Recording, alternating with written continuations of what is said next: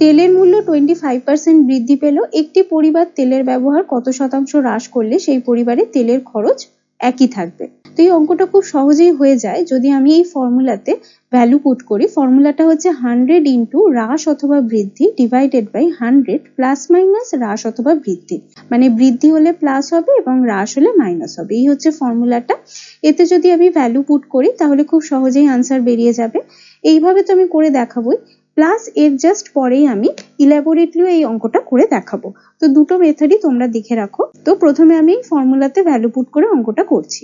100 into হ্রাস অথবা বৃদ্ধি, তো এখানে বৃদ্ধি বলে দিয়েছে 25%, তাহলে এই 25টা আমি এখানে বসিয়ে দেবো, ডিভাইডেড বাই 100 প্লাস মাইনাস হ্রাস অথবা বৃদ্ধি।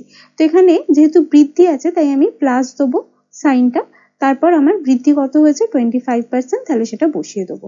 তাহলে এটা মাল্টিপ্লাই করলে পাচ্ছি 2500 উপরে আর নিচে 100 প্লাস 25 হচ্ছে 125। এবার আমি 5 দিয়ে কাটবো, তাহলে এখানে পাচ্ছি 25, এখানে পাচ্ছি 500, এবার এটা পাচ্ছি 20, তার মানে আনসার হচ্ছে 20%। 20% ব্যবহার হ্রাস করতে হবে। এরপর আমি ইলাবোরেটলি অঙ্কটা দেখাচ্ছি করে। তো আমি মনে করি পরিবারটি আগে 100 একক তেল ব্যবহার করত এবং সেই তেলটা 100 টাকায় পাওয়া যেত। তো আমি ধরলাম কি পরিবারটি আগে 100 টাকায় 100 একক তেল কিনত। এবার কি হয়েছে, তেলের মূল্য 25% বৃদ্ধি পেয়েছে, মানে যে জিনিসটা আগে 100 টাকায় পাওয়া যেত সেই জিনিসটা এখন 125 টাকায় পাওয়া যাবে। 25% বৃদ্ধি পাওয়া মানে, তার মানে বর্তমানে 125 টাকায় 100 একক তেল পাওয়া যায়। তার মানে এখনো যদি পরিবারটা 100 একক তেলই ব্যবহার করতে চায় তাহলে তাকে 125 টাকা খরচ করতে হবে, কিন্তু সে তো খরচ বাড়াতে চায় না, সে খরচ আবার আগের মতোই 100 টাকাই রাখতে চায়। তাহলে এখন আমরা দেখবো যে 125 টাকায় যদি 100 একক তেল পাওয়া যায় তাহলে 100 টাকায় কত একক তেল পাওয়া যাবে। আমরা ইউনিটারি মেথড বা ঐকিক নিয়ম অ্যাপ্লাই করব।